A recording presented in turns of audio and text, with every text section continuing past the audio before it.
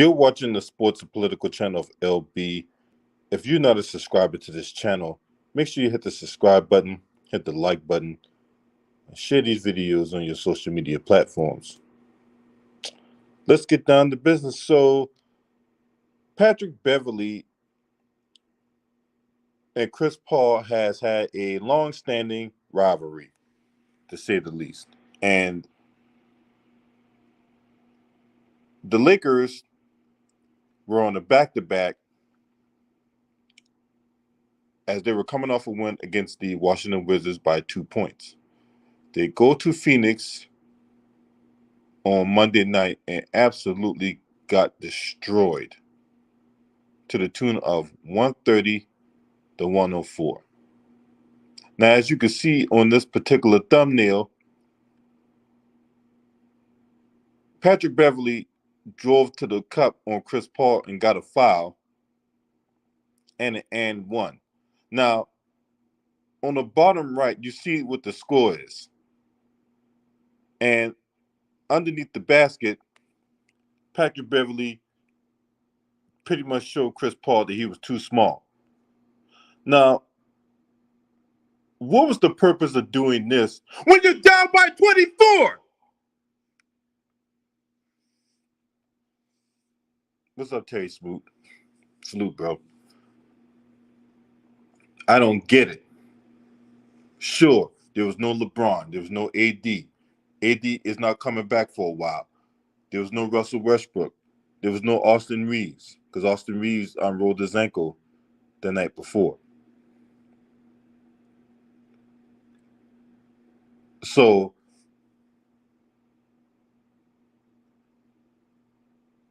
needless to say, the Lakers were shorthanded. And even with Devin Booker being out with a groin injury,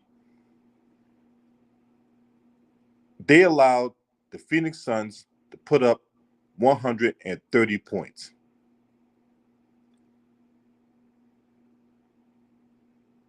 It is unacceptable to give up that many points.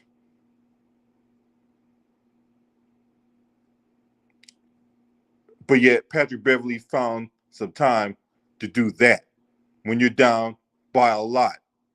You're down big. You're getting your ass whooped. You're getting blown the fuck out of the building. And you do that shit.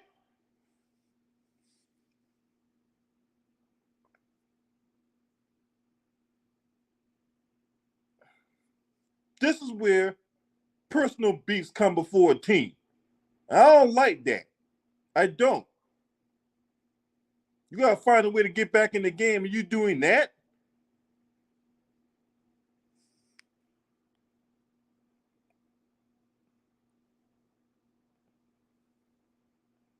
I don't condone this. This is unacceptable. Dude.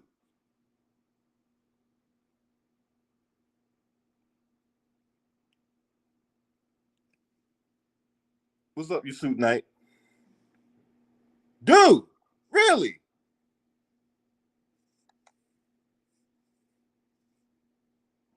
Now, this beef between Patrick Beverley and Chris Paul has gone on for a long time. What's up, RG Titan? Salute to you, bro.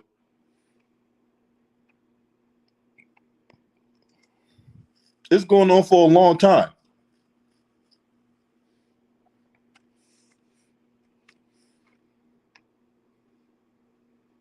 I mean, this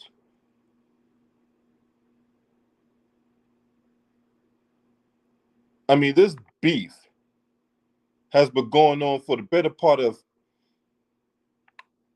a few years now.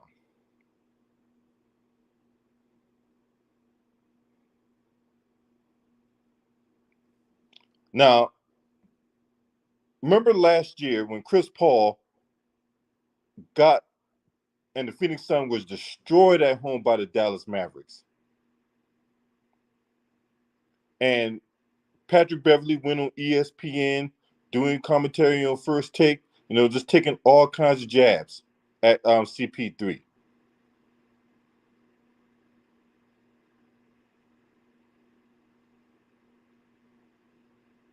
Like he even suggested when he on the show last year that Chris Paul should have been benched because he believed that the Phoenix Suns didn't get any. The Suns weren't getting anything from him.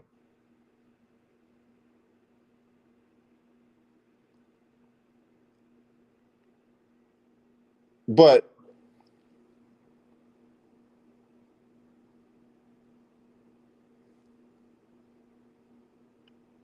we got to understand once again that this beef goes back many, many, many years.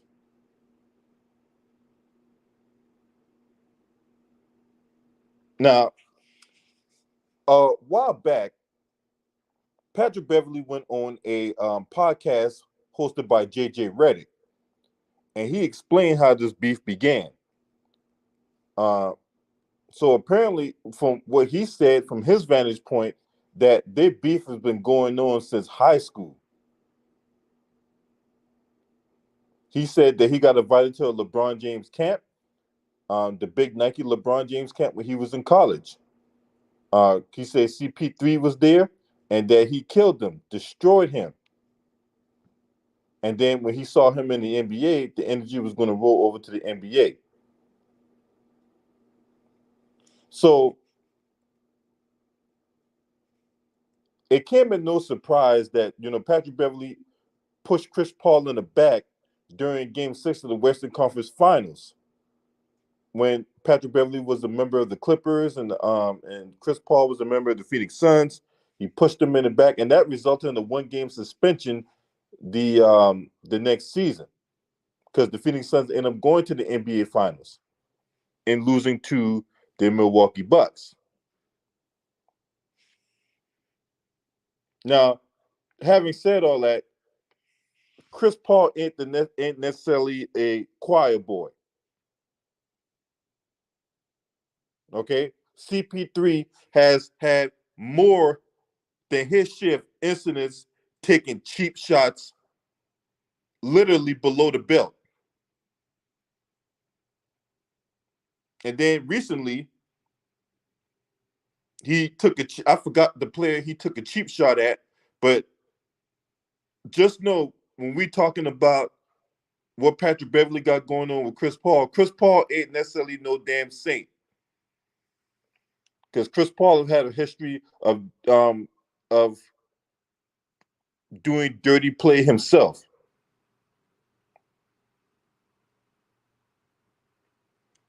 But needless to say, this is far from over. But there's a time and a place for everything, if you ask me.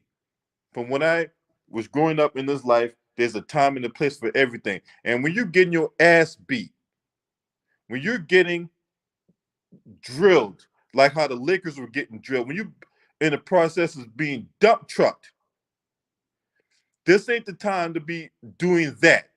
You're trying to get back in the game. You're down 24 points, and you're getting your head blown off, and you do that. See, now mind you, Patrick Beverley didn't even crack 10 points last night. With all those guys being out, Austin Reeves, AD, Russell Westbrook, LeBron, he still couldn't even crack 10 points. And then I think Lonnie Walker didn't even play last night neither. So all those guys being out, he still couldn't crack 10 points. Dennis Schroeder led the Lakers with 30. Hell, Kendrick Nunn came off the bench and dropped 17. And the dead homie couldn't even crack 10? The motherfucker had 9 points the whole goddamn night. CP3 finished with 28. For context. So did you really do anything?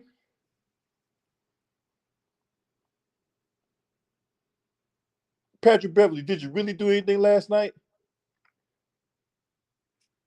I'm just asking a question. I mean, you want to sit up here and talk about how people too small, and yet this motherfucker dropped 28 on your biscuit.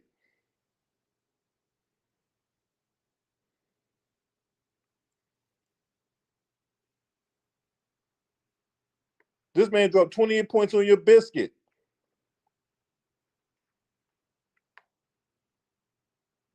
You only had 9.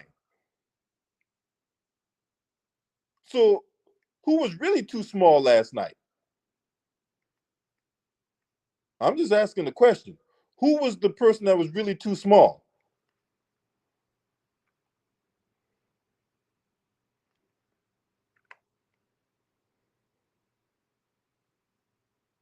And I said the only bright spot on the Lakers last night was Dennis Schroeder.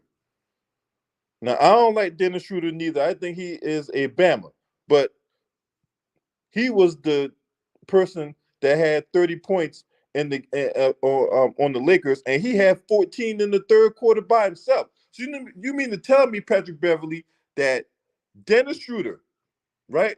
That guy who looked like a walking piece of lump charcoal, dropped more points in one quarter than you had the whole game? Dead homie. But you run here, you fixing your mouth and your body to talk about how somebody too small. Get the fuck out of here, man. Get these bums up out of here, man. Get these motherfucking bums up out of here.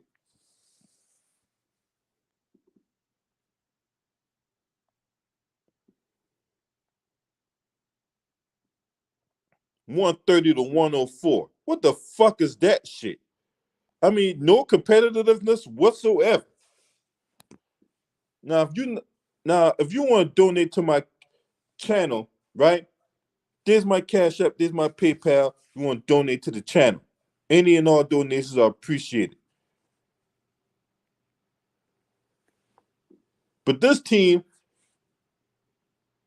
forget a championship, right? That train has already left the station. Forget a championship. This team ain't gonna go nowhere. They ain't going nowhere. AD being in beast mode now. We've seen this train before. Come to the station because it's never late. AD goes out there, have these monster games, and then next thing you know, he gets hurt. It's like clockwork. When he had that 55-point game against the Wizards, I was like, it's only a matter of time for this dude get hurt. And he gets hurt on some freak play against the Denver Nuggets. Now he's going to be out indefinitely, at least a month.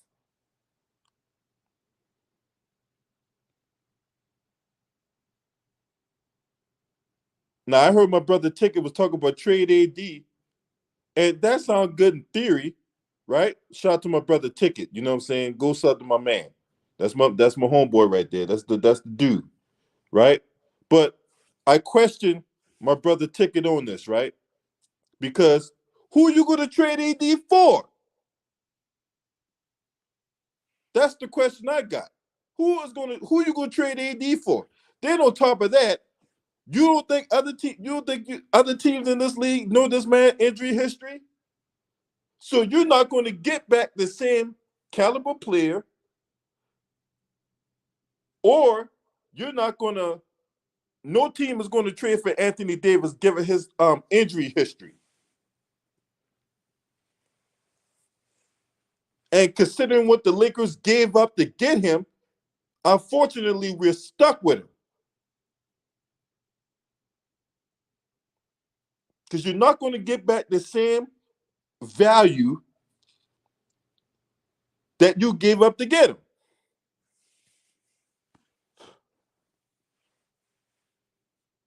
I heard people running around here talking about Buddy Hield and Miles Turner. Look, if you follow my channel, I've told you that trade is no good. You might trade for no fucking Miles Turner or no goddamn Buddy Hield. A dude that's bounced around the NBA since he's got in. This dude's been traded at least 3 times I can remember. He was with Sacramento, then he was with New Orleans. No, he was with New Orleans, then with Sacramento, then with Indiana. Because I think it was New Orleans that drafted Buddy Hield out of Oklahoma. Then he got traded to Sacramento. Then he got traded to Indiana. So, but that guy right there is going to be the cure that ails the Lakers, right? A score-dependent guy who doesn't do anything else. Miles Turner, a guy who go out there, yeah, he can block shots, but a guy that really ain't no defensive anchor. But hey, let's trade for those guys, right? Whoever say that, don't talk basketball no more. Because you sound like a complete buffoon. You ain't trading for no goddamn Miles Turner and Buddy Hield. Fuck out of here.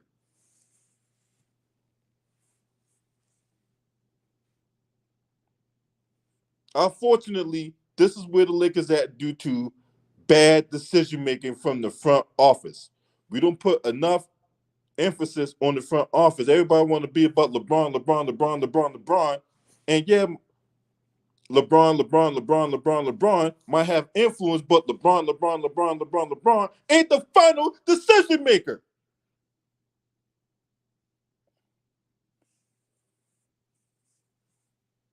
This is why I point to the person at the top for all the stuff that's going on. That's Jeannie Buss. Because she holds the final say in all this bullshit.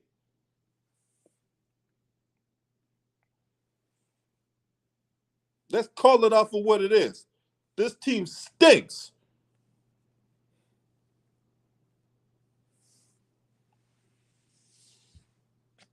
I told y'all before the season began this team wasn't going to go nowhere.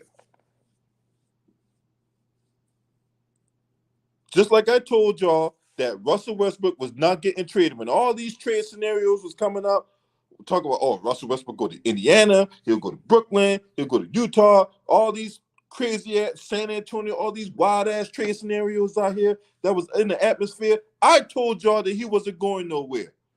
Everybody else was on their channels floating trade scenarios and all this other shit. I was the one that told y'all he wasn't going nowhere. I didn't waver. I stayed consistent throughout this process.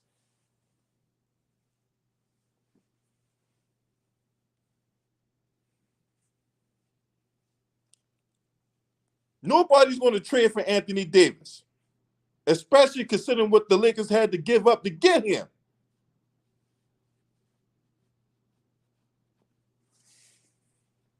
This team overreacted. The organization, or not the team, the organization overreacted. They panicked. And when you overreact and you panic, you tend to make bad decisions. They had a nice little young core they could have rolled with. Had they gotten themselves a better coach, who knows where this team could have gone? Considering they had, what's up, Infamous? My sister Carla Jenkins, what's up with y'all? Appreciate y'all for being up in here. You had Larry Nance Jr., Josh Hart, Julius Randle, Kyle Kuzma, to a lesser degree, Lonzo Ball.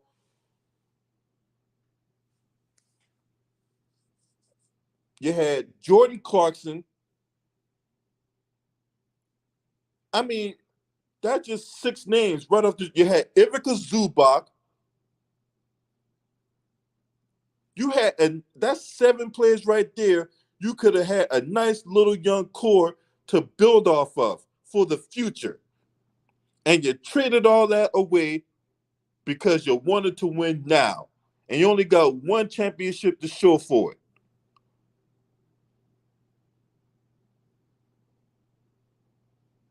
Just unacceptable. We got all these we got all these players that's been traded multiple times. We got all these role players that are low floor, low ceiling type players. But hey, leave it up to Patrick Beverley. He get a little cheap layup with the Lakers down 24 fucking points. And you go, oh man, Chris Paul too small, man. You're too small, bro.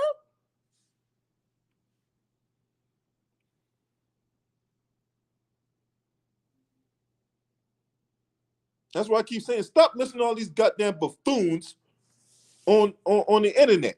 Yeah, Brandon Ingram, another one. Number 2 overall pick out of Duke. Yeah, D'Angelo Russell. Also, now I understand why they traded D'Angelo Russell, because D'Angelo Russell was a little snitch. But still, you had that nucleus. Appreciate that, Nathan.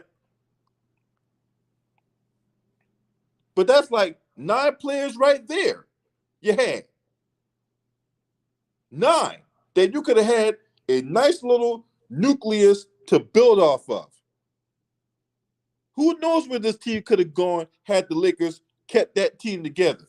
But no, they got desperate. They signed LeBron James in 2018.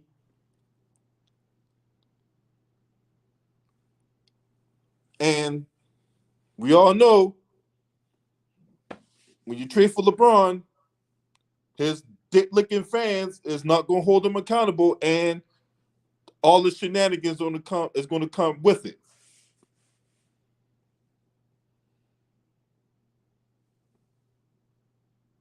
Now, since these guys left the Lakers, right? Julius Randle's become an all-star once. You had what's up, B Skrills? Larry Nance is a comparable role player. Jordan Clarkson is a really good 6-man. I think he won 6-man of the year at one point, if not last year. Brandon Ingram became an all-star. D'Angelo Russell, I think he became an all-star also. And these guys are on playoff teams. Larry Nance Jr. is on the Pelicans, who is number 1 in the West right now. But Jordan Clarkson is still on the Utah Jazz team that many prognosticators and experts and what have you didn't really expect to do anything. And yet they're still in the mix. They had that hot start. They cooled off since then. But you got for them to be where they at is pretty astonishing right now. You got to be honest with you.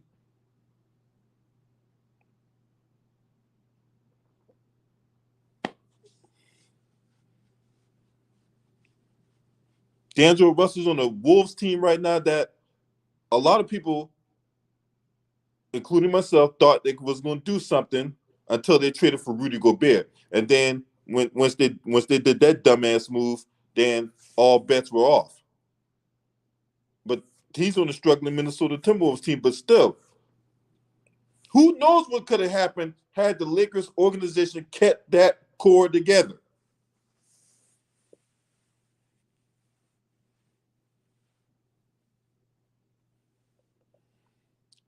But nonetheless, I mean, when you got guys like Thomas Bryant out there, and look, this ain't no knock to Thomas Bryant, but look, he is a high floor, low ceiling type player. When your best player is Dennis Schroeder, and we all know when Dennis Schroeder was on the court as a starting point guard, the team doesn't go anywhere. We all know this. If you didn't know, go back to when he was a starting point guard for the Atlanta Hawks and see how well the Atlanta Hawks did with him as a starting point guard. And before you come on here and say, well, you know, they really did. No, you got to think. The best years the Atlanta Hawks had was when Jeff Teague was a starting point guard, not Dennis Schroeder.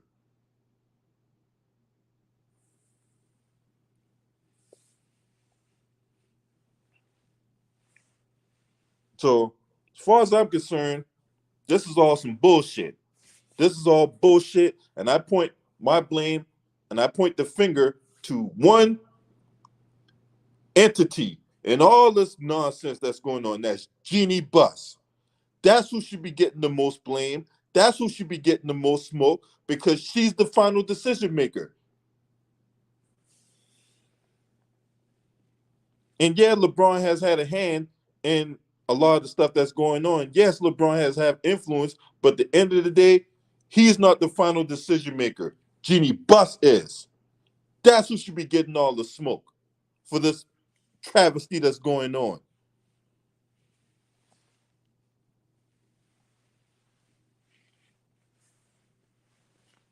Now, if you're not a subscriber to this channel, make sure you hit the subscribe button, hit that like button, and share these videos on your social media platforms.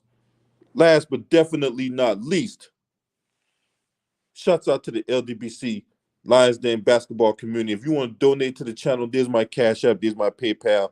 Any and all donations are accepted. And make sure you hit that like button out the window. Or out the door. My bad. Out the door. This your man. Scream at me. Hurt.